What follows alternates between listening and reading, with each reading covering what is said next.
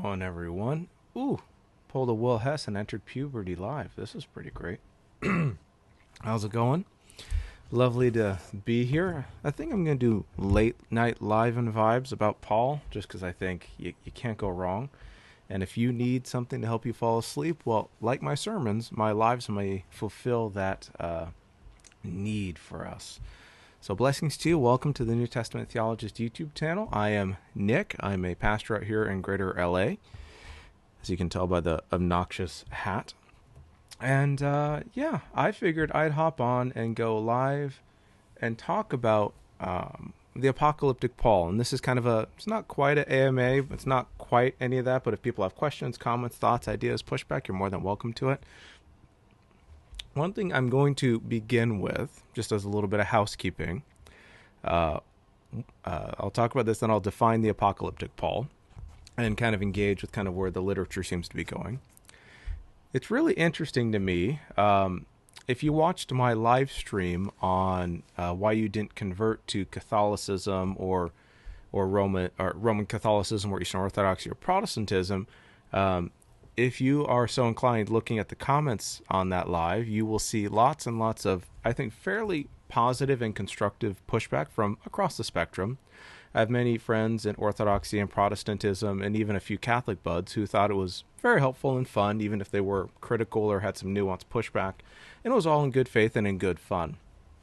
But what's interesting to me is that if you go and watch the video and then look at the comments, you see two different stories being told. First, the video that I did was, I think, fairly ecumenical. Of course, it's from my perspectives, as if I'm going to speak about other people's perspectives when I don't hold them.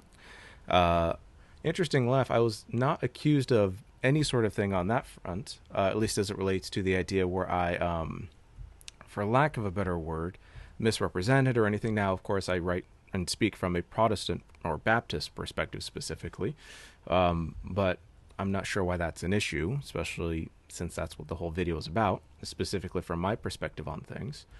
But it's just interesting. You can tell in comments who watched the video and who didn't. You can very quickly tell because people will continue to use the language of conversion without actually engaging with the substance of what I said. And the few that do, essentially, not to be disrespectful, complained that the language they used was justified because there was an existential component to it, which, again, I don't think I said anything that would contradict an existential component of it. But again, I think, folks, we need to get better at just watching the actual video first and then allowing those base questions we have to turn into based and good questions from that.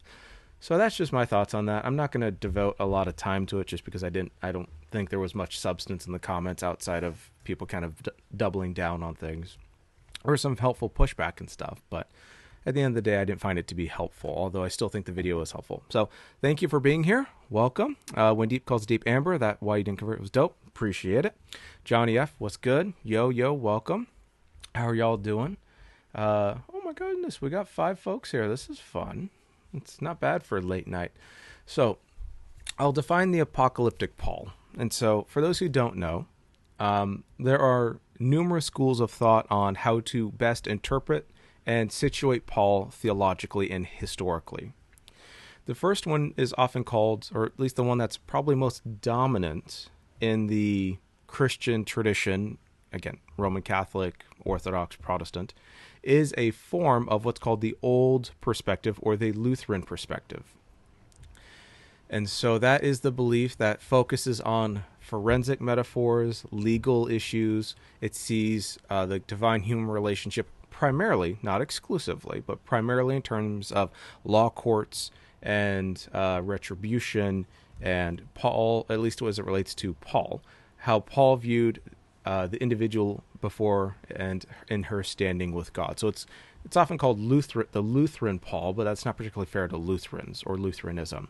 Rather, it's more of, you might say, the Reformed Paul, who's arguing is essentially that Paul, the primary issue is they tend to see Paul as arguing not within Judaism, but against Judaism. And so that creates a major problem. And for a book on that that's critical but helpful, very fascinating, is Paul and Judaism at the End of History by Matthew V. Novenson. I think he's at Princeton Seminary. Very, very helpful book. Not everything in there, I don't agree with everything he writes, but I think it's a very helpful book and very kind of, I call it a book that helps recenter the conversation. And so I think that's very helpful. It's with Cambridge University Press. And so, Johnny F. Oh, Lord in your mercy be with Johnny F. as he searches for jobs. I know what that's like. My heart goes out to Johnny, and so assuming it's a guy, assuming, if there's family or anything, just give him mercy, give him wisdom, and his need and what to provide. So in your mercy, provide, give Johnny his daily bread, and continue to provide as you do in your mercy. In Jesus' name, amen. Sorry, I'm a Baptist. We pray, so that's what we do. So that's the Lutheran or the old perspective on Paul, or you might call it the Reformed Paul. Though the Reformed tradition is quite massive. You've got everyone all over the place within the Reformed tradition. You have everyone from Oliver Crisp to James White to Karl Barth. So you got lots of different people in that group. So okay, so that's the and there's four, but of course there's subsidiaries beneath them. And the patristic, the issue is you don't see patristic readings on Paul are kind of coming back, and a lot of that is spearheaded by, not all of it, but a major proponent that I find helpful is, I'm going to blank on his name. Give me one sec. He has some really interesting literature that's coming out. He's on the faculty at George W. Truett Theological Seminary, or Truett Seminary in Waco, Texas at Baylor. What's his name? I'm blanking on his name. Let me look it up real quick. He's got some really interesting stuff coming out that tries to situate Paul, patristic readings of Paul. So one would be Ben Blackwell. He was at Houston Christian. Now he's in the UK. I forget exactly. I think he's at Westminster. Westminster Theological Center, I think it is, in the UK. And his book, it was called Christosis, and it was on Pauline soteriology, and it was really, really, really, really, really interesting. And again, an endorsement of a book is not an endorsement of its contents, but an endorsement that it is worthy of being read and worthy of time and money. So it's not Kimlin Bender. No. Let me see. Daniel Lee. No. Matthew. No. Sorry, I'm scrolling. Did he move? There's no. Oh, that's it. David Wilhite. I think that's how he says his name. Wilhite. And he's got a bunch of books on. He's got books on patristic readings of Paul. One book, or he has. The editor. Okay, so he's editor of the Cambridge Companion to Early Christian Theology, and that's with Cambridge University Press. He is co-editor with Todd Still, who's an epic New Testament scholar in his own right. And this book is called Paul Among the Fathers, and that one's really fascinating. It's a really helpful book. But all this, and same thing with ancient Christianity. So he's an early church historian who's conversant with New Testament studies, which any good theologian should be that. Or every good New Testament scholar should be conversant. So what you have with Wilhite, forgive me if I'm pronouncing that wrong, if I doubt he would ever watch this, but hopefully I'm pronouncing his last name right. You don't really have a patristic Paul. You don't really have that. That would be at best a subsidiary point, because let's face it, the patristic reading of Paul, like Irenaeus, Tertullian, even Origen, don't quite fit with the old perspective on Paul. And so that's the old perspective on Paul. You tend to find more Presbyterian, even some Methodist, kind of very traditional Protestantism, evangelicalism. You find some sort of mainline elements of there, but that's pretty Paul. So the Southern Baptist Convention is very close to that. So that's one. The next one is called The New Perspective on Paul, which, to be honest, I don't think actually exists and probably shouldn't be considered a movement. But the new perspective on Paul, and it's been rightly said, is a new perspective on Judaism, not a new perspective on Paul. I don't think the new perspective really exists, to be honest with you. It's one of those things where it's an axiom. It was a movement that became an axiom that now everyone accepts and has gone beyond and doesn't talk about anymore. You can thank A.P. Sanders, Jimmy Dunn, N.T. Wright. But N.T. Wright himself, I would argue, is probably more in the apocalyptic school than he is in the new perspective. But the new perspective, and Johnny, if I see your question, I'll get to that once I wrap this up. Just because if I go to your question, I will lose my train of thought. I have many trains and many stations, but only one train can leave one station at a time. So the argument was that we had gotten that Paul, in contrast with the old or the Lutheran perspective, had not understood Judaism correctly, and thus was argued, and that thus the new perspective argued that essentially, again, there's many different ways of understanding, but essentially argued that Paul was not arguing with what is modern day Pelagians or Pelagianism or anything of the sort. Rather, Paul is conversing or engaging with, hey Michelle, he's engaging with Judaism as a Jew, and Judaism wasn't a works-based religion, i.e. this isn't a Protestant Catholic debate, and that's what unfortunately is kind of an outgrowth of the new perspective on Paul, or the NPP, and that sort of thing.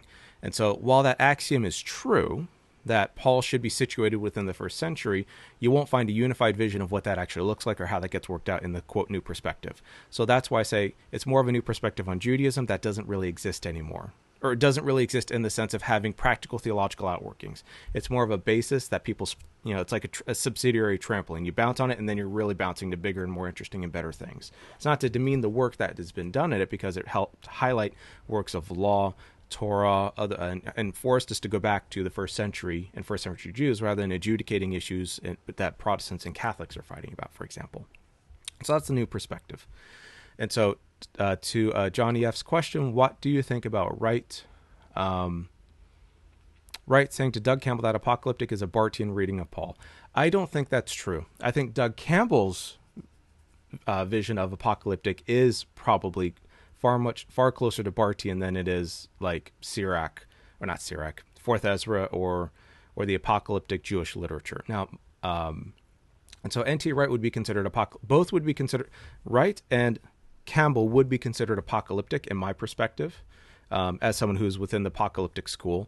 But Wright is far more conversant with Jewish apocalyptic than he is with what Campbell's doing. Because if you read Campbell's Pauline Dogmatics, Campbell's not as fundamentally concerned with Jewish apocalyptic and their questions and where Paul fits in that. And you can see Jamie Davies' work on that as well. So that's that issue. But I think it's a good question, and watching those two in conversation is very interesting, because at the end of the day, Campbell is looking to preserve certain things and move beyond certain things, and Wright is looking to preserve certain things and move beyond certain things. And so it's an interesting it's interesting watching two brilliant people talk past each other and trying to get to something that I think they're both ultimately not quite getting at. But they're no less brilliant, and they're far more brilliant dead than I ever will be in my entire life, if that makes sense. I'm not saying they're dead right now, but you know what I mean. And so the apocalyptic school is, I would argue, is a recontextualization of Paul that, depending on where you go with it, and I'd say there's two tracks. I'll steal Martinez de Boer's language. There's two tracks in the apocalyptic school, and there is crossover between them. But essentially, on the one hand, you have the Bartian reading of Paul, which is similar to like a Beverly Gaventa, a Douglas Campbell, and then it's the Jamie Davies, the N.T. Wright, the Michael Bird. Now, Michael Bird, spoiler, is my doctor father at Ridley for my doctoral work. But Mike is kind of conversant. Mike kind of finds himself in all four camps, as that we'll talk about. He kind of is conversant in all of them. But he doesn't fit neatly into one. I think Mike is apocalyptic, and everything else is beneath that, not to the exclusion of apocalyptic, but apocalyptic frames everything, if that makes sense. And again, in the chat, if I say something that doesn't make sense or anything of the sort, or you want clarification or anything of the sort, by all means, comment away. I'm here to chat. I got about an hour in me before I pass out. So that's apocalyptic is kind of on those two tracks. And Campbell is on the Bardian side of things, concerned with theological questions, and I would say actually some sort of we might say mainline apologetics. It's not Boltmann apologetics or anything of the sort, but kind of a recovering of Paul, but also trying to, I mean, they say it in Beyond Justification, a Paul that is, in a sense, a lot nicer, or as I say, a Paul that actually could probably teach at Duke Divinity School, if you know what I'm saying. And it's fascinating to read it, but it's an excellent example of mainline contextual theology or contextual reading of Paul.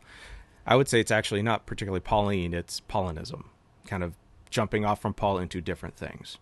So the apocalyptic school, if you harmonize the best of both of those, or even if those two tracks can be merged, will go something like Paul in the incarnation or the Christ event. Paul has reconceptualized his understanding of history and the world, of Christ and cosmos.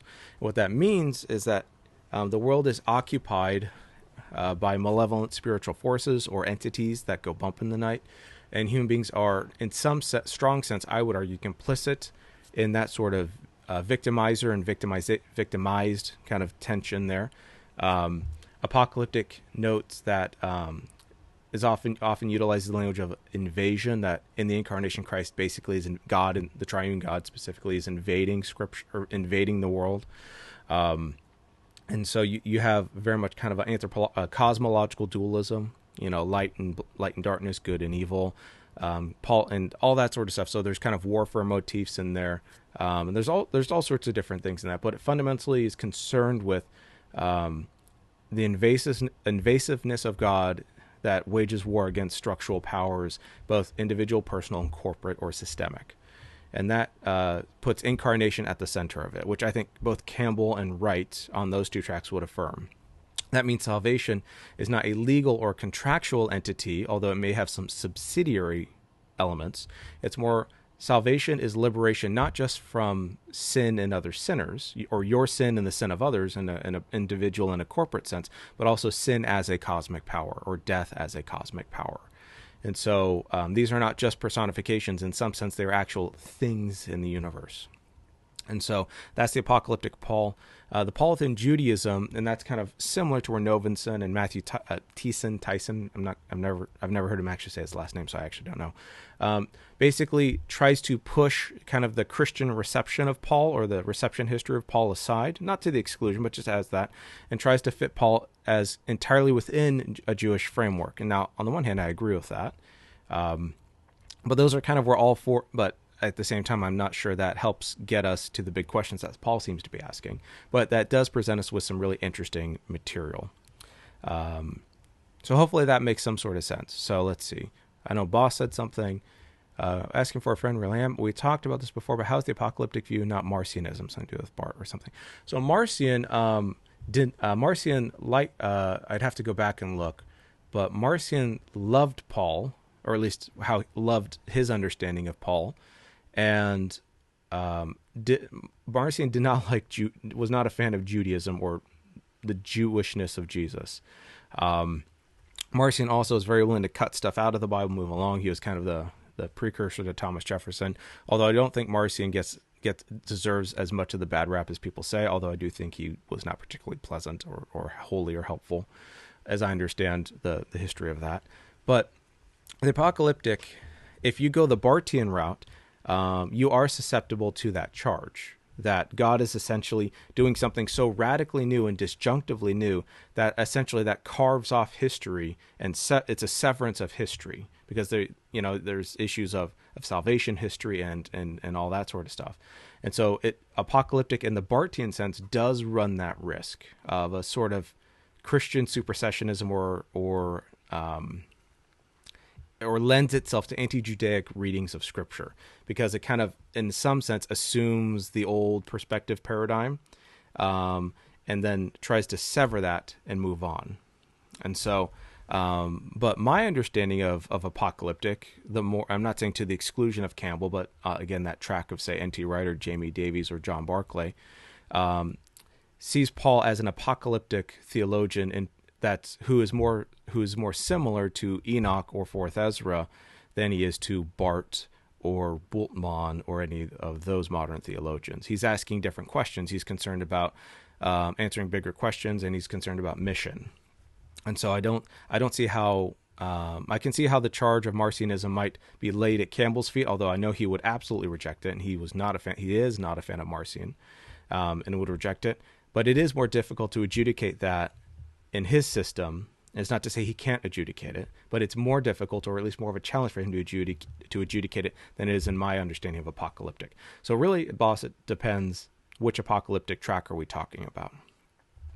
And yeah, Johnny F., I'd call it neo-Marcion. It's certainly closer to Marcionism that I think makes me comfortable, at least.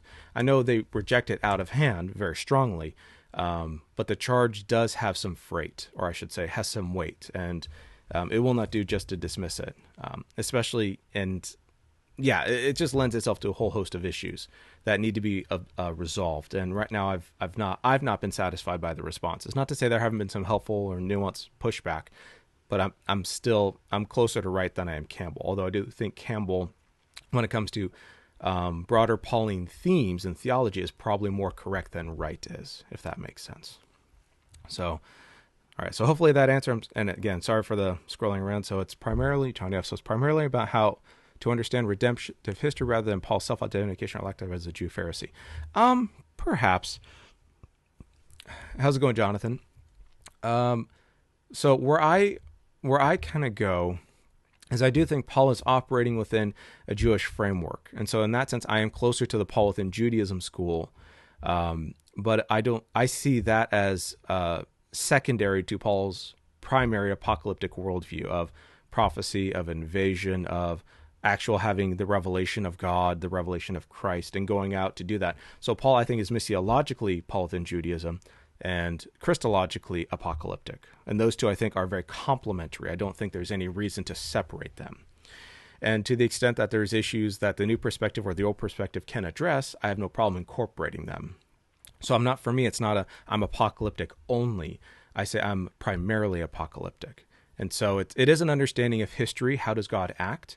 Paul within Judaism has a very distinct way of conceptualizing that. In the apocalyptic school, at least the Bardian camp, or Bardian track of the apocalyptic school, does really tend to have to address that sort of stuff. And you do run the risk of severance of history, or you run the risk, or you have to say something like convergence.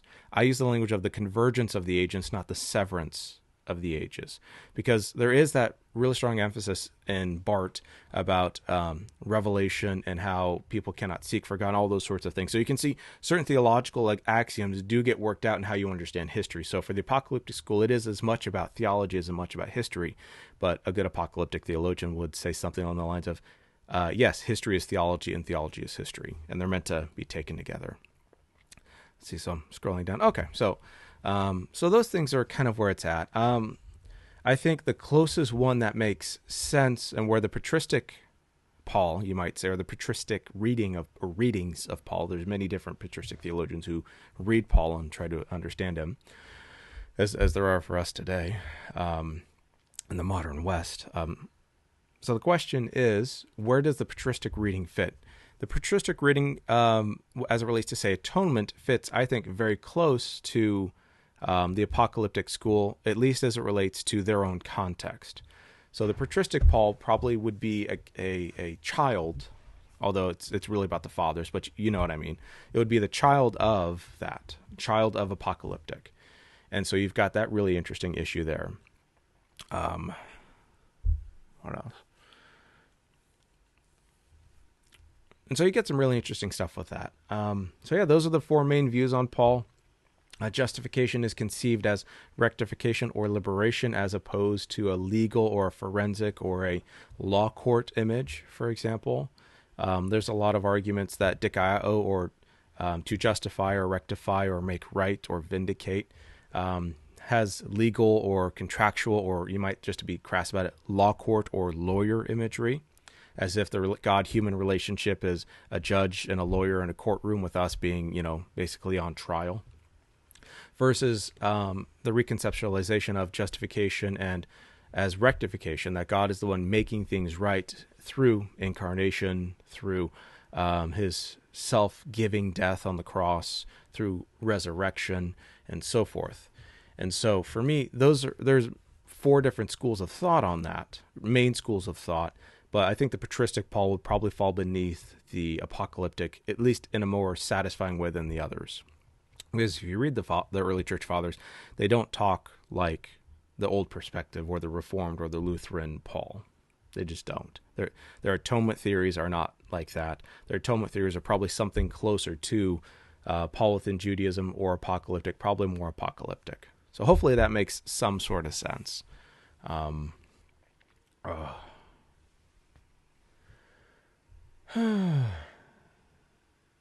It's weird to think about, actually. You start talking and you realize, oh, there's people on the screen or people in chat talking, and it's wonderful to have you. Then you look around, it's like, oh, you finish the train gets out, stops at the station, then you hop off for a breath and you look around and go, oh, there's not a lot of people here. In fact, it's just me in a room. A really helpful book on apocalyptic that is, I would say, conversant with both sides of things would be this one, The Apocalyptic Paul by Jamie Davies. He's got lots of articles that I find incredibly helpful. For example, here I could read this to you, and this is page 24. And this is his kind of understanding. And this is Davies talking about Lou Martin, or J. Lou Martin. He says, the way Martin writes is you almost can't quote a sentence. You have to go back a little bit. Here we go. For Martin, Paul's apocalyptic epistemology is katastaron, a way of knowing that confronts both the fleshly knowing of the present age and an enthusiastic claim to an unambiguous spiritual, quote-unquote spiritual, epistemology with a way of knowing according to the cross. This apocalyptic epistemology, Martin argues, is inadequately captured by language of unveiling mysteries, but is better seen in more radical, eruptive terms, a disjunctive apocalypse, constituted by the dawn of the new creation. This is an epistemological earthquake whose aftershocks are felt throughout Paul's theology, not least due to its illustration that, for Martin's Paul, there is, quote, an inextricable connection between eschatology and epistemology. And on the one hand, I strongly agree, although that disjunctive, I'm not particularly thrilled with that, and I think that could have some really unhelpful tendencies in terms of shockwaves. But to continue on, and this was page 25, forgive me. This apocalyptic invasion is not only an epistemological and eschatological eruption, but a cosmological one, and one which therefore shapes Paul's apocalyptic soteriology. Alongside the eschatological question, what time is it, is the cosmological question, in what cosmos do we actually live? And he continues on to talk about that. But it's really, really interesting about how apocalyptic does reframe Paul very strongly, because it makes Paul not just a theologian of time, it makes Paul a theologian of worldview, or a sense of epistemology, how you know things, and in what sense do you know them, and what paradigm do you have. And John, yep, boom. Let's see. Johnny says, in my opinion, the within Judaism view has the best potential to improve upon the law court justification discussion. I think so.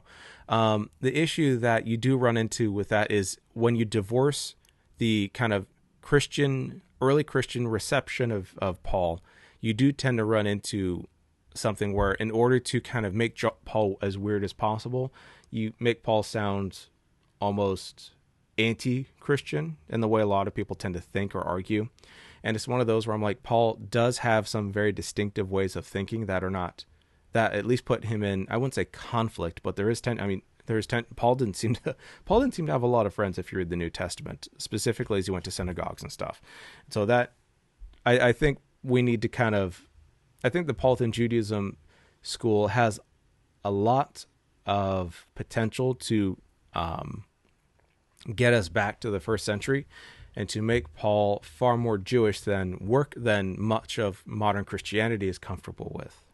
But I'm not sure it evacuates the apocalyptic understanding. For me, they're very complementary, and I think you're going to see that. I think Novenson doesn't quite get there, or at least I'm only 55 or so pages into his book, and it's an awesome book. It's very, very helpful, but I don't see them as contradictory.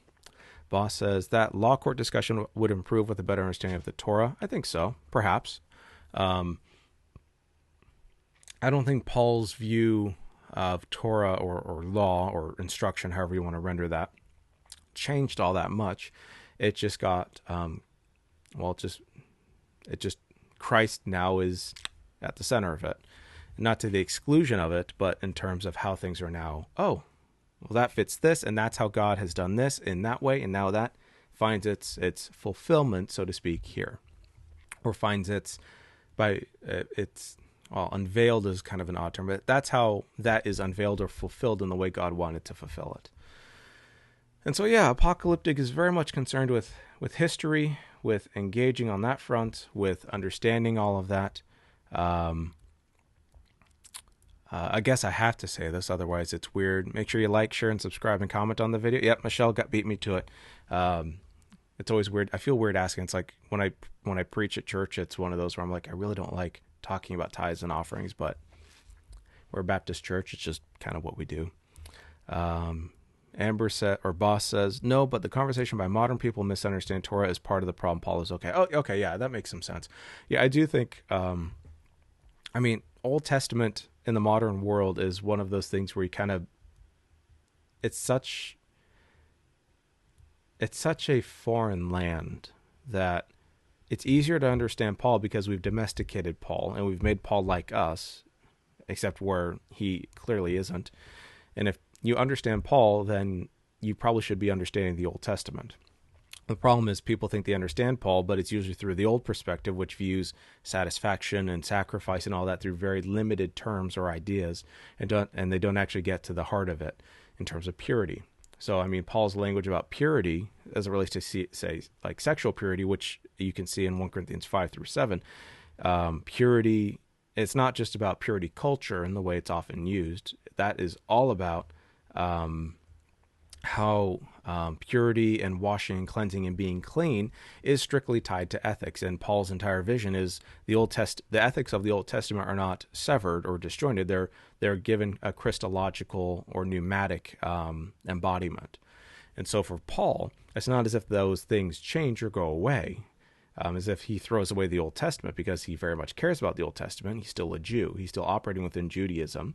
But for Gentiles, how do Gentiles now engage in the people of God? Well, Paul seems to affirm Jewish sexual ethics and Jewish treatments of women and care for women specifically in 1 Corinthians 5-7.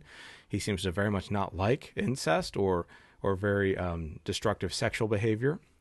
He doesn't like prostitution and those sorts of temple cults and all that sort of stuff.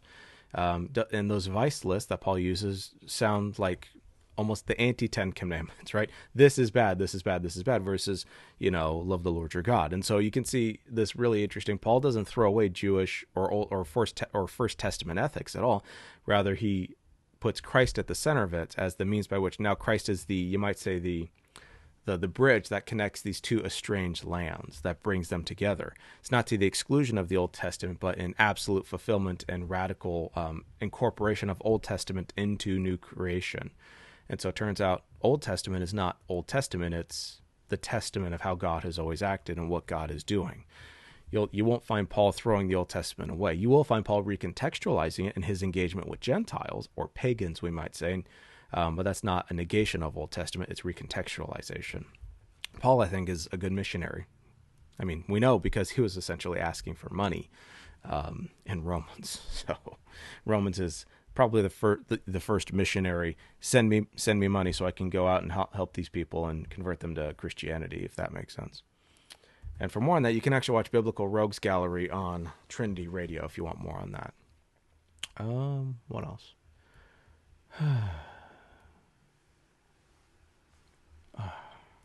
PSA trash theology makes problems.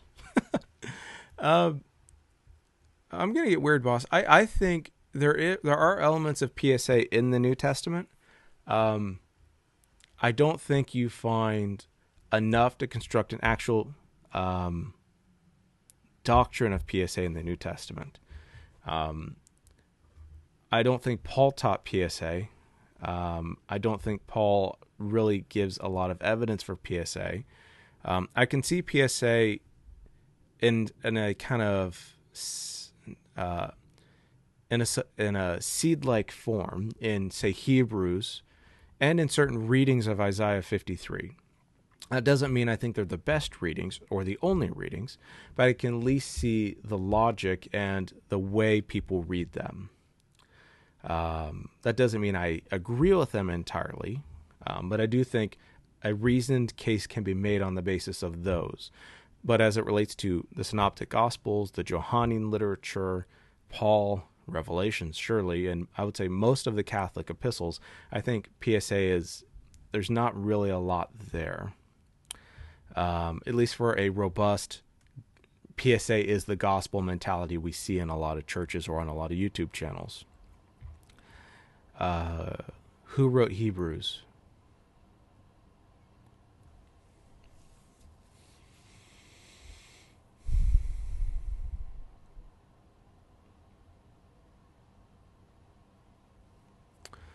None of the authorship's theories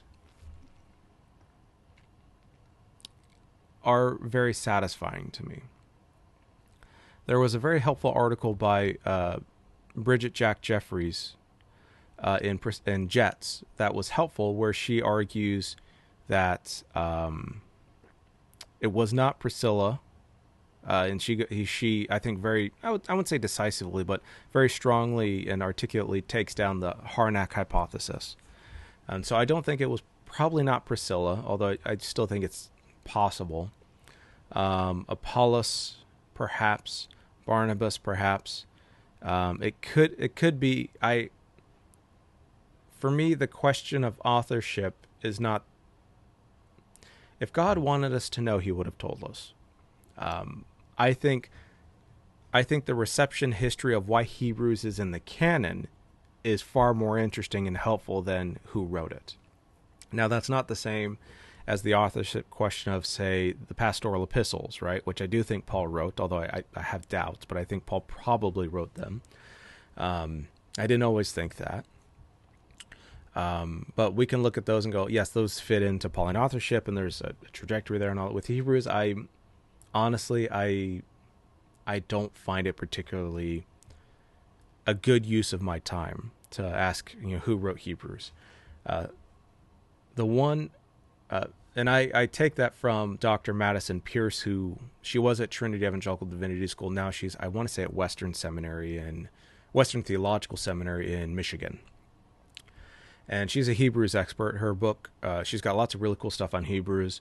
And she kind of just basically said, look, I've studied Hebrews for a long time, and she's an amazing scholar, incredibly articulate, incredibly down-to-earth, and an amazing just church woman, awesome person.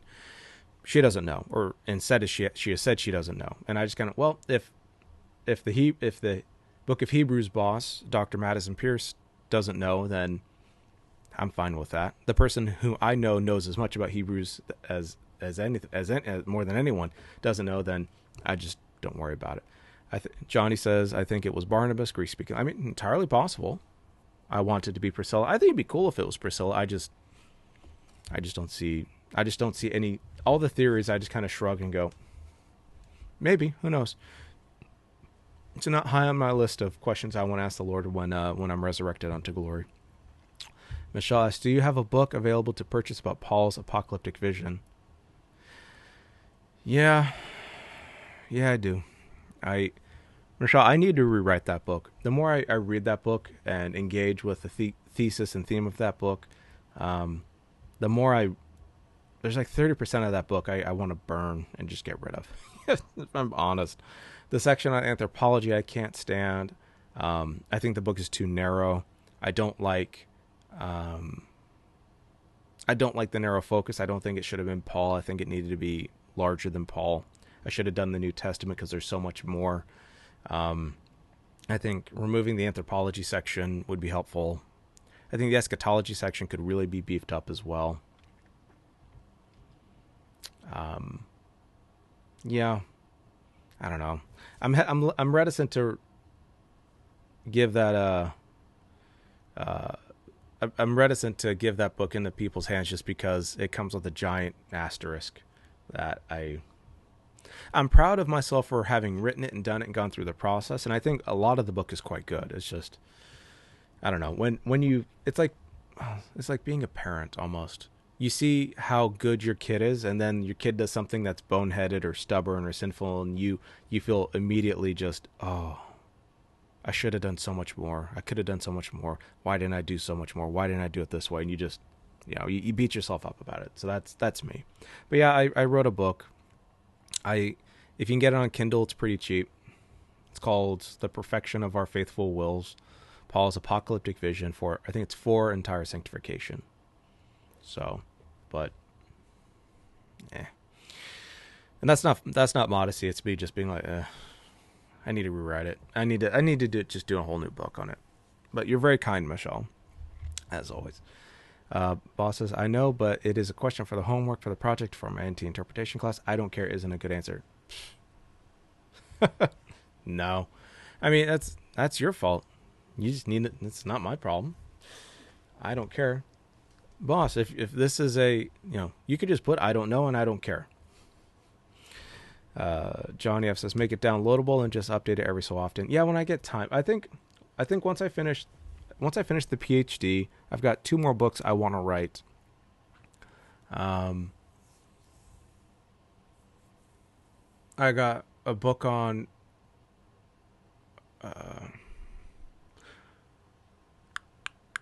I've got about 3 books I want to write, including the dissertation. Then maybe I'll do a revision of that book and expand it to the New Testament more broadly. Because there have been some helpful Methodist and Wesleyan literature that's come out on it. None of it's really engaged my book, which I actually find makes sense. My book didn't make much of a splash when it was dropped. But I might do a new edition, or just make an entirely new book and just build off it. See what happens. I think that could be interesting. Maybe I'll do that. Maybe we'll do that. Make it. Yeah, I think it just needs to be entirely rewritten. It's one of those where you can read something. Oh, I like that line. I like that line. I like that line. Then you get to the next chapter and you're like, ooh. So I wish someone had told me. And yeah, so I don't know. I appreciate y'all, but I don't think it's that particularly great. So on the plus side, though, I mean, I guess I could switch because no one's asking questions. That boss should be doing her homework. I'm about halfway through the dissertation right now in terms of word counts. About word count and sections and stuff. So I'm actually feeling pretty good. My hope tonight was actually to do a little more reading on stuff, but just I don't know about you. I'm sick and I'm fighting something off. So yeah, you can probably hear it in my voice. I am doing my homework, hence the authorship question.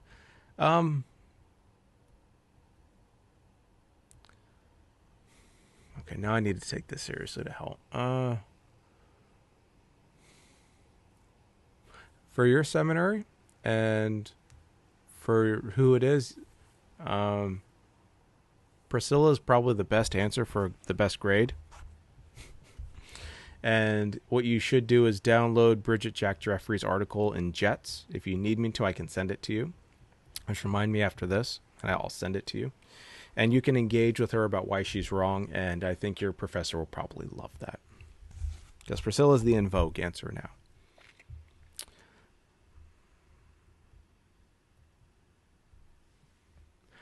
Boss, actually, what you could say is look up that quote from Origen, and all you say is God knows, and put a footnote and says Origen, and give the give the actual thing there. I have questions about the word pairs in Hebrews. Oh my gosh, the Greek of Hebrews is such a. Oh my gosh, I can't stand. That's not what I mean. Translating Hebrews is such a. It's such a labor of love. That's why I stuck with Paul. Let's see. Any other questions, comments, thoughts? I've talked apocalyptic, life. In terms of apocalyptic, I'm preaching through 1st, 2nd, and 3rd John at church, and people seem to be really liking that. Shockingly, I've got it's a church video where the whole service is up, right? So it's not like I cut out the worship and stuff to make it all about the sermon. We have worship on it. It comes out to about an hour service. But we're going through 1st, 2nd, and 3rd John. I think normally we would get anywhere from 10 to 12 views on a service video, not a sermon video, but a service video. And we got 70 something on the previous 2 videos on 1st, 2nd, 3rd John, or 1st John technically is where we are now. And I'm just kind of shocked by that. I don't know. I'm always shocked when someone watches anything, if I'm honest with you. Michelle Turney, I need to brush up on my Greek. In what sense? Have you taken Greek and you need a prime and need to kind of recapture, or are you starting from the ground up kind of thing? Let me know, Michelle, because I have some resources that might be helpful. Rivertune, what is your hottest take in New Testament studies?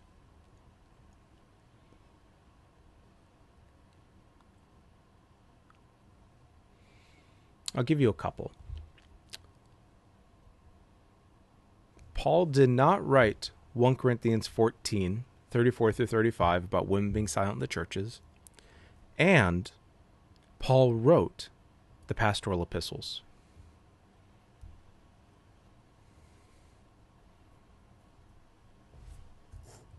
I'm sure there's plenty of people that think that, but I'm usually the one who ends up saying that and people look at me funny. So Paul did not write originally 1 Corinthians 14, 34 through 35, the two verses that are often used to silence women in the church. I don't think they're authentic to Paul. But I also think Paul wrote the pastoral epistles.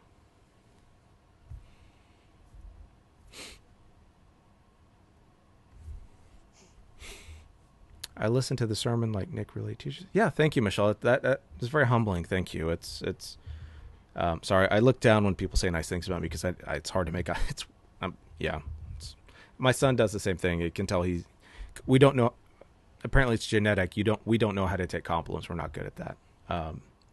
Let's see. How can one start on Greek without going to seminary? Amazing question. Okay, so the best way to learn Greek. Okay. Do you have some money to spend? I'm not talking like thousands of dollars, but are you able to drop like $100, $150, like on Amazon books and stuff like that, Johnny F. So before I answer, because that will dictate how I respond. Because there's, if no, then you've got some options. If you can drop like $100, $150, something like that, then I can go one of those two ways. That's if you can answer that, then I can give an answer based on your answer. That's pretty spicy, Breverton.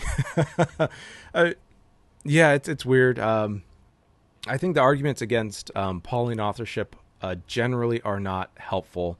Language, linguistics, hard to place them in a chronology. I don't buy those arguments. I just don't think that works at all. Paul didn't talk about justification in 1 Timothy. Yeah, it's because he didn't have to. Paul also didn't talk about, women being silent in the churches or women not being permitted. I shouldn't say that. Women being, Paul did not talk about women not being permitted to act in an authoritarian or abusive manner in Romans, as he does in 1 Timothy.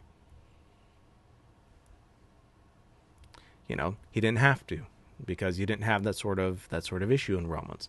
So it's one of those where I just kind of go, yeah, if Paul's a contextual theologian and he's allowed to be coherent but contextual, kind of riffing off J. Christian Becker there, then a lot of those questions about authorship kind of go away. The one thing in authorship, and this is where I'll do a live stream on, is, and this might be interesting to some of you as well, so maybe I'll do this in the future, is Pauline ethics. Are there different views of ethics, like slavery and women and sex and marriage? Do those contribute? Those, I think, have some teeth as it relates to the authorship question.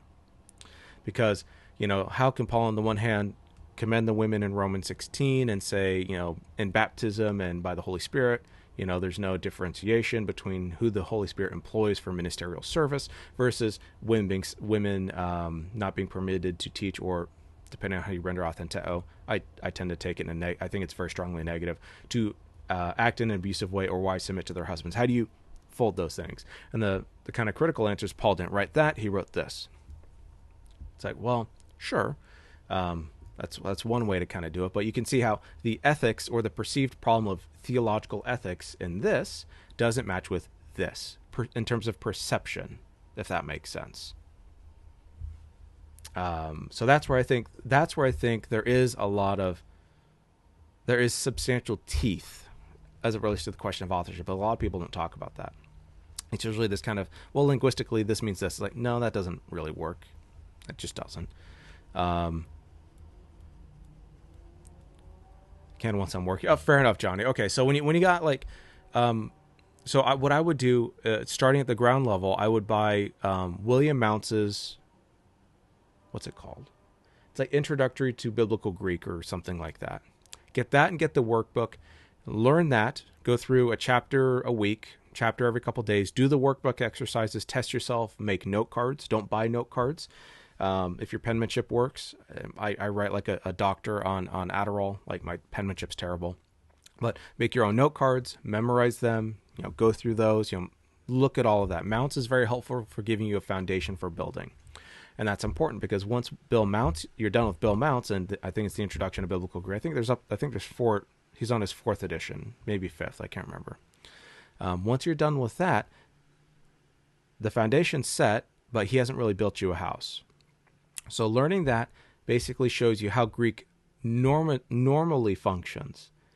But then once you pick up the Greek New Testament and open it up and read it, like I started doing, you realize, oh yeah, these rules, these styles, these things, they're normal, but there's a lot of not normal in Greek. And so what I would do is start with mounts, and I would pick up, if you are interested in this, like really going deep, Stanley Porter. Where is it? Do I have it here? Where'd it go? Anyway, Stan Porter has a book called The Idioms of New Testament, in the New Testament, or Idioms of Greek. What is it called? Where is it? Is it up there? No, it's not. Oh, Idioms of the Greek New Testament. Very helpful, and he gets into verbal aspect, and that's kind of the new way of understanding Greek. That is, verb tense doesn't indicate time. It indicates perspective and how the event is viewed, not about time. Because, for example, people would use the aorist tense form, which is kind of like the English past tense, not identically, but similar to it in some strong sense. And they would view language about salvation as a past event that is concretized, versus how Porter and others, and I think I would fit myself in this camp, see it more from from a different perspective. Is the event viewed, and the metaphor is, or the analogy is, suppose there's a parade going around, right? There's a parade going, and how you view the parade matters. Are you at ground level, like at the line, and you're watching everything go by? Or are you in a second story window watching the parade? Or are you in a helicopter above looking at the parade? The aorist would indicate, I think the aorist in Porter's analogy, and it's been a while since I've read it, so forgive me if I get this wrong, but it's like more like the helicopter view or the second story view. It's a much higher view of it, looking at the event from a much bigger perspective than at the ground level. And so Porter's Idioms book is really helpful at kind of breaking into that and giving you kind of grammatical analysis of how to understand how verbs are used and the ways they can be used. So mounts, I would start with Mounts' Introduction to Biblical Greek. Then once you've learned that, essentially you're going to have to throw out probably about a third of it, maybe half of it. But at that point, you'll know how to do basic things to where you can now do advanced things by using Porter. And then at that point, just start translating. Start learning. Try to translate John, try to translate Hebrews. And that's kind of what I would do. So those two books combined, you're probably looking at about $100, maybe 115. Maybe you can get them cheaper somewhere else, by all means. But that's kind of my thing. That's what I had to do. And I found that to be fairly helpful, that within 2 semesters, I was able to sight translate at least enough to where I got an A- in Greek, and then got A's in my exegetical classes. And Michelle's right. Mount also does videos to pair alongside his workbook, and he also has a website where he talks about things. And he has some free resources there too. So that would be where I would start. And that's less expensive than going to seminary, where you're paying. How much was I paying? It was like $500. It's like $1,600 a class, I think. I'll scroll back up. Listen to all my sermons. Yeah, I'm sorry. I think you wrote up, I was subverting, refuting it. Oh, yeah, the 1 Corinthians 14. I think that's entire. I mean, if it's authentic, that's kind of my sense of, if 1 Corinthians, assuming that's what you mean, Johnny, about subverting or refuting. I think that reading is, if the verse or the verses are authentic, then I think that's not an unreasonable reading. There are difficulties with it, but not, I'd say not insurmountable. I'm not convinced by it, but it's not like a dumb or a sinful reading or anything. It's, that's certainly possible. Is it the most plausible to me? Probably not, but I think it's certainly a valid reading of it, if that makes sense. And I don't know if you've been here, Johnny, and Reaver Tune. If you haven't been here before, welcome. I try to give as much fairness to other views that I don't hold. I'm not saying I'm always successful in that. I'm snarky sometimes, and I can get over my skis and get a little petty sometimes, especially late at night. But I try to think of it in terms of, I think my reading is more valid and more helpful and more contextual, more and better, but that doesn't mean other views are false per se. Now, there are such things as false views or bad views in terms of, yeah, that doesn't vibe with this, that doesn't make sense of that assumes this, that assumes that, and those aren't helpful, and those probably severely weaken the view, if that makes sense. Rivertune, did you see the 2024 survey of Pauline scholars on Paul's authorship? Was it good, BJ? Good to see you. Sorry, that jumped. Oh, there it is. More support for traditional views than I would have thought. Yeah, same here. I think I read that a while back. Paul Foster's article in New Testament Studies. Actually, Novenson cites that. Paul Foster, I think he was at Edinburgh. I did reach out to him a while back on as potential doctoral stuff, and he was very, very kind, very, very helpful. And ultimately, I went with Ridley, but very, very kind, very brilliant. Like, Paul Foster is awesome. But his article on 2 Thessalonians kind of blew the lid off a lot of assumptions, and a lot of people kind of went, huh, interesting. Like Douglas Campbell's framing Paul, while I disagree with Campbell on a ton, that book is I think indicates a monumental shift in the authorship question, because Campbell has a 7-letter Pauline corpus or canon, not 13, but even then he's more fair towards the pastorals than I think a lot of people are. And then you have Luke Timothy Johnson and others who affirm a 17-letter or 17 epistle canon or corpus. And so I think you're beginning to see a lot of people, once someone kind of sticks their neck out a little bit, a lot more people go, huh, well, this person's not a bum. They're not, a fundamentalist or whatever. And so they kind of look and they go, well, that's not unreasonable to believe that. Maybe it's true Paul wrote 2 Thessalonians. And so you're beginning to see a lot more stuff for that. And yeah, good luck, Johnny, with it. If you're, praying that you get that gig, get any, may the Lord provide. And remind me, I'll pray at the end and I'll lift you up. But yeah, just day at a time. Like when I learned Greek, I was working full time and commuting. I was commuting from Fuller to Southern Oregon, so that was probably about an hour drive. But I had to leave at like 3 a.m. to get there. But it was like a 2 to 2.5 hour, maybe 3 hour drive back home because greater Los Angeles traffic is it'll test your sanctification. But so I was in seminary and working full time and commuting probably on average about 3.5 to I'd say about 3 to 3.5 hours daily for that. So I gotcha, and I learned Greek during that and went from it, and it was the greatest thing I ever did. It was really difficult, very difficult, and not everyone can do it, and not everyone should do it the way I did it, but that's how I did it. I didn't think anyone was awake. Well, give it time. I might hop off in a few minutes.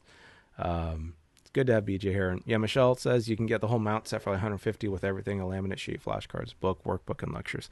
Yeah, I mean that's for that. That's a good deal. But again, you are going to have to unlearn, or at least be willing to throw out some stuff that Mounts teaches, because Mounts is not big on verbal aspect and kind of the modern linguistic school. Stan Porter, Boyce Fanning, Con Campbell, all sorts of folks with verbal aspect.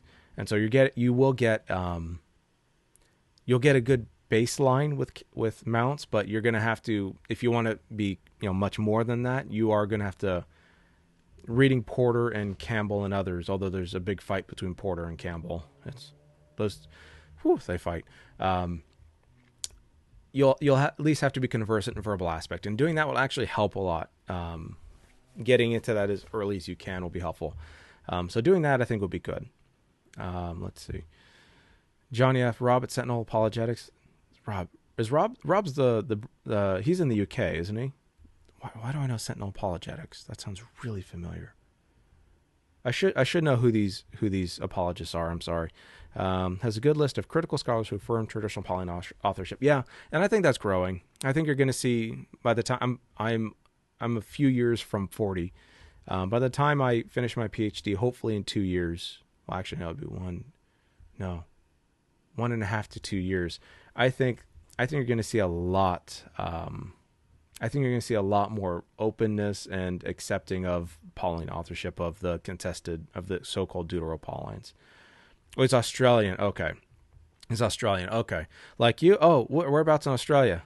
I haven't been to Melbourne. Melbourne is one of the... I don't know if I want to actually go to Australia because the last... like Perth seems like a cool place. Perth seems... Yeah, like a real cool place. Okay, so Rob's Australian. Okay. From Australia? Yeah, okay. I would like to go to Australia one day. It's just a 15-hour flight. Oof. Australia is entirely populated with criminals. Mate, you know nothing of the United States. We elect criminals here. That's what we do. We do all of that stuff. BJ says, just listen to the Rogues Gallery from a few weeks back, chapter 12, mid to the end. It was great. That one was a lot of fun. So here's the thing about Romans that I despise. Everyone's like, Romans 9 through 11, that's what they want to talk about. They want to talk about Romans 5 and Adam and original sin, and they want to fight about that. But then when it comes to ethics, no one cares. No one cares. No one cares about it. And it's infuriating. And it's like, people don't realize that eschatology is ethics. That's where that is. Okay, so the Bruce Longnecker. Yeah, I watched that. I saw that. Yeah, that surprised even me. I think you're going to see a lot more of that. Boss says, that's a quote from the best movie ever. Well, it's not Die Hard, so I don't know. If you like wine, come to South Australia. So like the Adelaide area? Okay. Roommate and undergrad from Perth. Okay, so here's how I've heard it. Sydney is like New York. Brisbane is like Las Vegas. Melbourne is like San Francisco or the Bay Area. Adelaide, I'm told, again, this is all I'm told, having not been there, is like Salt Lake City. And Perth is like if Dallas, Fort Worth were on the coast instead of Houston. That's what I've heard. Now, I don't know if that makes any sense to you, and I apologize for that, but I've picked up like so many Australian followers on YouTube. I'm always delighted when when Australian hops on. So that's really cool. If you like wine, come to South Australia. Okay, I'm not a wine guy, although I am a very, very amateur mead maker. So that's honey wine. So I'm big on that. I could go for some of that right now. Maybe I'll behave. No. So I got a few that are sitting over there right now. So the first two meads I ever did, honey wine, I did an apricot and I did a passion fruit, and did not turn out well because they were the first things I ever made, but they were drinkable, and that's all I could ask for. But I've bottled three more. One was vanilla oak, which is real good. If you've ever had vanilla cream soda, it tastes like a vanilla cream soda / like a springtime. Well, okay, so springtime in Australia is different from springtime here. But, the sun is bright, the wind is cold, the air is cold. So when you're in the shade, it's frigid, but when you step out into the sun, it's nice and warm. You get jasmine smells, like orange blossom in the air, kind of smells sweet almost. It's an amazing mead. I'm really liking that one. And then I did a grapefruit mead, which is real tasty because it starts sweet and goes bitter at the end, like pithy almost, real nice. Then I did one that was a mix of different citrus zests, and that was amazing. That one almost tastes like a lime sucker, like a lime lollipop, but kind of a little sour. Not like acidic or acidic sour, but almost like a mineral sour. You've had like mineral waters or something like that, like sparkling waters, a little bit there, which was real nice. So anyway, sorry, you got me talking about my hobby. I'm sorry. All right, so moving back up. Miss being on, yeah. People want to talk about puzzle pieces of Adam, faith, election, sour moisture, and us being Jesus to others. That's Romans 12. Amen. Yeah, it's one of those where you can tell how theologian someone is when by what they how they actually want to live Romans out, if that makes sense, or live out Christian theology. There's no better transition from Romans 7 to Romans 8. It's a banger. Yep. Amen. Therefore, it's always, I love Paul when he's getting into that. Therefore, there is no condemnation for those who are in Christ Jesus. It's like, boom, done. You know, that is when, you know, you've had the, that's the first thunder when AC/DC's Thunderstruck comes on. It's like, oh, there it is. Take me away. Let's go. Let's see. We even jokingly call it Bris Vegas. Yep. And having been to Vegas and looking up, so I'm weird. I love geography and history and like demographics. So I love seeing where things are and how these places work. I looked at Brisbane because I actually thought about going to maybe applying to Brisbane School of Theology down there. Distance, of course. It didn't work out, but so I went with Ridley down in Melbourne. But so I looked around Brisbane. I'm like, this place is really flashy, really bright, really nice, shockingly clean. Then I've been to Vegas once for, you know, I was good, you know, none of that sort of stuff. Went to Vegas. I'm like, this is very much like that. And I just, yeah, Bris Vegas, that totally makes sense. Perth is one of those I want to. So if I go to Australia, I don't have. It's going to sound this, but obviously Melbourne. But I'd love to see if I could see Brisbane. I'd love to see the coast. You know, I'd love to drive the coast down to Sydney, but I don't really want to go to Sydney, like Newcastle. And forgive me if I'm not saying them right. By the way, I just learned that it's what is it? I was talking with a buddy of mine who was at Ridley. He's Australian. Let's see. I pronounced it Geelong, but it's Geelong, which I'm like, well, of course it is. Of course it's spelled Geelong, but it's Geelong. Or no, it's spelled Geelong, but it's pronounced it's Geelong versus Geelong. Geelong is the correct spelling, but it looks like it says Geelong, which anyway, that's in the Melbourne area. Anyway, I'm sounding dumb for those who don't know. Question. When I get there in 47 days, can we go back to that little Mexican place? Yeah, it's right. It's right over there. That's really Amber. Tacos on me. Amber, the tacos are always on Nick. No, that's not true. That's not true. I'm an egalitarian. A woman is allowed to buy tacos. I'm fully on board with women buying me tacos. You know, Allison does it. Boss can do it. Got no problem. But I will be providing the mead. I love Vegas. The views are beautiful. It's close to Arizona and Cali, so I have options to do so. Plenty of entertainment. I wouldn't want to live in Vegas. For me, I love the desert. I love Phoenix because the desert at night is awesome. And I'm a baseball fan, and Vegas won't have a baseball team for probably another 2 or 3 years. But Arizona has a really cool baseball team. Egalitarian or not, tacos on Nick. Maybe. We'll see. But yeah, I could live in Phoenix. I love the desert. I could get down with that. Southern California is a real tough place to live, just in terms of cost of living. But not to get too pastoral about it, but there was a flight from California, and specifically Southern California, kind of greater Los Angeles. So not San Diego per se, but like greater Los Angeles. So you've got four major counties. I think it's what? I think it's 20 million people. Hold on.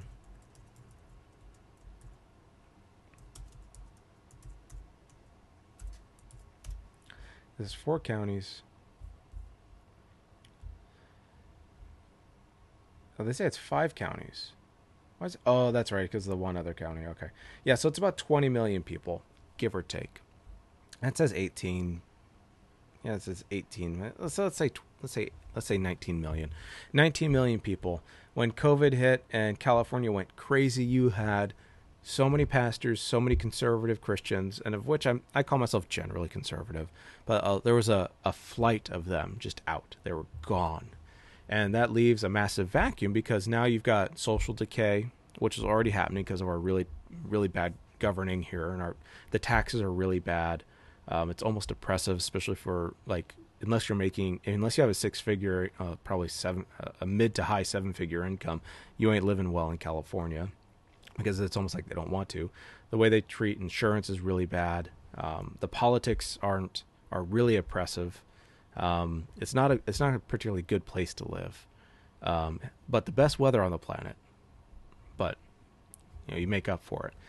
And it does have a lot of really nice cultural diversity. So California, Southern California, Greater Los Angeles has really good food, like really good food. So in that sense, we're really culturally diverse in a good way. So you get lots of really good food.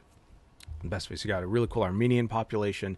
You have Asian American, Japanese. You got a lot of Hispanic, Mexican. You get all sorts of things, and so you get really good food, really cool culture.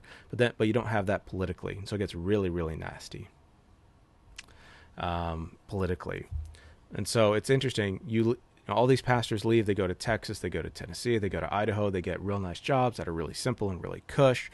And they're just, I made it. And I'm like, yep. Well, you left. Now we are the ones who have to stay and fight. And I'm committed in my church. And I'm of the opinion that, well, if the Lord puts you on the front lines, and obviously the front lines in California is not the same as the front lines in China, communist occupied China, or in a place where you can actually be killed for your faith. Obviously, I'm not making that claim. But in terms of the United States, being on the front lines here, it's like, well, then I guess it's time to stay and fight. So that's kind of become my mentality. I wouldn't live there, but I enjoy visiting. Well, next time you're in here, hit me up. I've only been to Canada on an 18-wheeler. Couldn't read the French signs in Quebec. Drove way too many hours in a row. Got lost multiple times. Unloaded the wrong thing in the wrong place. Oh, yeah. I can imagine. Oof. Rivertune. I've never been really bothered by the idea that Paul thought the end was coming very soon. Should I? No, I'm not bothered by that. I'm not bothered by that at all. I think Paul modified or grew in that. I think he did have a very strong expectation. Well, BJ, you put it there for a reason. I'm not quite as bad as Ron Burgundy. If you put, certain words in there, I probably wouldn't read them, or at least out loud. But you put it there. That's an invitation to talk about it.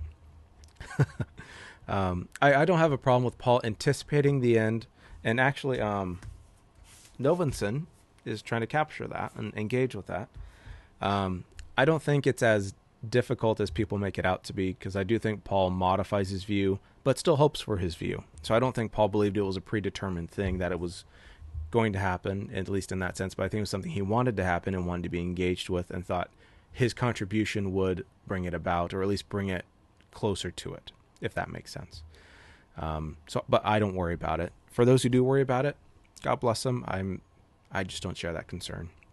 I even broke my passport and they got my truck x-ray at the port. Oh my gosh. Score. Yeah. Cool. I don't have to go back to Canada. Sweet. Yeah. Like in Portland. Yeah. Oof. So yeah. Welcome to the channel, you two, or at least, for the first time, I don't recall seeing your names here. So welcome, Rivertune and Johnny F. Really cool to have you. I'm sure Johnny sounds like you've been here before. But my memory is really bad for this sort of stuff. I can remember books and publishers and all that sort of stuff, but I'm terrible at other stuff. First time I enjoyed it. Well, it's lovely to have you. I'm not other YouTubers where I can press a button and have like cheers and stuff, but thank you for being here. Appreciate it. Thanks for coming and vibing. Yeah, I think I'll close it right now. I appreciate y'all. Yeah, it's about 11. From where I am, it's about 11:15. What about the fall of Jerusalem? Preterism? Could that solve the issues that Paul's saying the end is near? It was the end of the temple, the old covenant. That's a good question. I don't think Paul had that. I don't think Paul doesn't seem to have that sort of scheme of thinking or way of thinking. I don't think. Appreciate it, Michelle. No, I had that. I don't think Paul had that in mind. I don't think Paul was aware of the temple. If he was, he doesn't mention it. So it's perhaps Paul was not around for the destruction of the temple. So that makes, I don't think that would fit. I think for him, and it's going to sound crass, but once you've gone through difficult things, once you've gotten older, your body breaks down. Paul's probably experienced lots and lots of abuse. Persecution, whippings, pain, all that. You kind of look around and it could be he could be through prayer. Maybe it was revealed to him. Could be, but often through experience. Experience has a way of tempering zeal, and not always righteously so, or even, that in a way that can't be, modified or changed or challenged or anything. But experience does have a way of tempering zeal. And I think for Paul, his zealousness was not to kind of force God's hand to get something but he believed it was his mission to do it. And I don't think Paul was so concerned with ushering the end as if he was the one person to do that and it all hinged on him. But I do think he saw himself as fulfilling the call of Isaiah to be a light to the nations, to be a priest of the nations, and to be engaged with that. So I think that's kind of my sense of it, BJ. It's not to the exclusion of what you said, but that at least that would be how I would contextualize that question. I think Paul probably heard one or more of the parables, so he was writing from Christ's imminent return from that perspective. Perhaps. I'm of the opinion that Paul probably met and talked with the I almost said the historical Jesus, but y'all know the Jesus before his crucifixion. I find it hard to believe that Paul was, as I understand Acts and other texts, I find it hard to believe that Paul was, what's the word? Ignorant of this fairly radical rabbi, or at least this troublemaker running around. That whole area was not supremely heavily populated, nor was it. Word traveled fast around that time because it's not like there were 10 million people living in that area. Like, not a whole lot. So someone says stuff. I do think Paul probably knew the historical Jesus or the earthly Jesus or Jesus during his earthly ministry. There is an argument. You could make the argument, and it's an argument from silence, but at least is intriguing, is that the rich young ruler in Paul, or rich young ruler that comes to Jesus and talks to him, is Paul. Some people have argued that. I don't think it's conclusive in any sense, but I do think, if true, that is absolutely fascinating. And there is some suggestive elements in Paul that act kind of throwaway statements that do seem to suggest that Paul had seen the Lord before the crucifixion or before his resurrection. And for a helpful book on that, that's way too expensive, you can look up Stan Porter's When Paul Met Jesus. And it's a fairly recent book, and apparently, and I didn't know this, that was a fairly dominant view before like Bultmann and others. So it actually is an idea that got almost lost in history. And so when people come to 2 Corinthians 5:16, have it, Christ according to the flesh, or to have I not seen the Lord in 1 Corinthians 9:1. Traditionally, those seem to have been interpreted, well, I'd say in a plurality sense, as referring to the earthly Christ, or the Jesus during his earthly life. And I don't think you can make a hard conclusion, but I do think it's very reasonable, and one I'm actually personally inclined to, because that it does explain, Jesus, or Paul's use of the oral Jesus tradition, and how he uses it, particularly in 1 Corinthians 7. Shakes just, Bultmann, yeah, literally, Bultmann. Bultmann was fascinating. I'm not trying to knock Bultmann, but I mean, Bultmann was as much an apologist as he's as much an apologist today. He was as much an apologist of his time as the apologetics enterprise of Christianity is today. He was just liberal in trying to take this to the world to make it make sense to his audience in his context. And I think he did a lot of damage, but I don't think he was trying to. So I love Bultmann. I actually share, my middle name is Rudolph. So there is that. Not named after Bultmann, but my parents are big fans of Christmas. But here, I'll tell you something right now. Let me see, and this will be what I close on, because I do need to go to bed, because I've got to drive my wife to work tomorrow. Ridley College joiner. Oh no, I didn't get anything on that. Let me see. See if I can open it. Give me one sec. No, that's not it.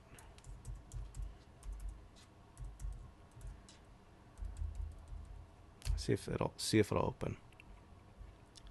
Because if it does, then I can read something to you on Bultmann.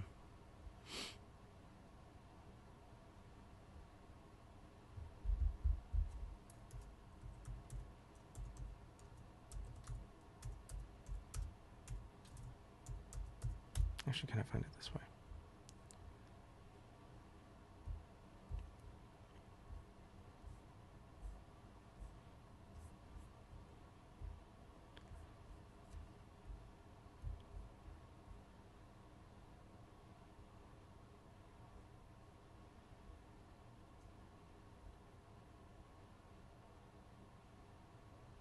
There it is.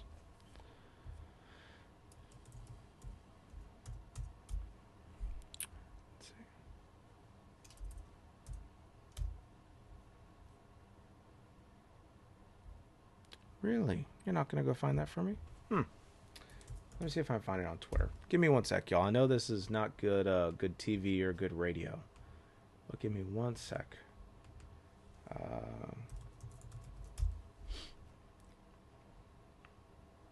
There it is. What? Okay, that's not right. That's not right. That's not right. Where is this?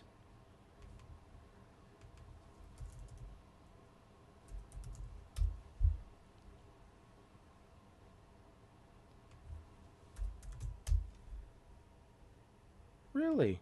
That is insane. Oh, this is devastating. Where is it? One sec. You can do it. Go, go, go, go, go. Okay, so okay, I found the original tweet.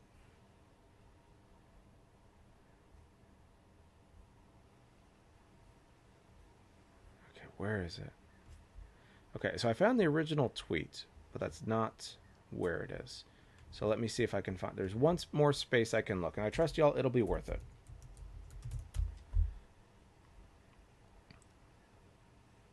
Okay, I think this is it. I think this is it.